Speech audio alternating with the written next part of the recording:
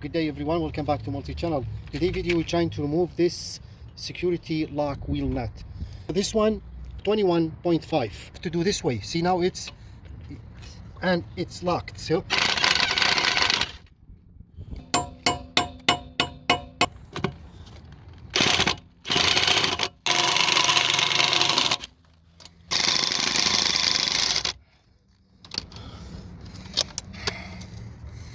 it's not working. We're gonna try this way. Second method, which is put it here and then start hammering. After we hammer it, it's quite a little bit deep now. We should hold at work.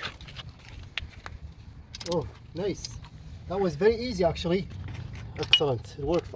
I'm changing this to this one.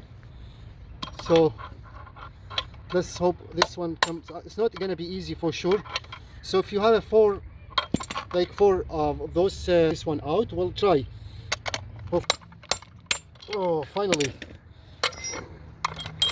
Look at this method. I tried to thread this thing.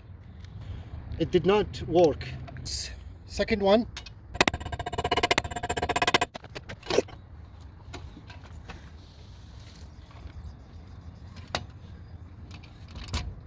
See that?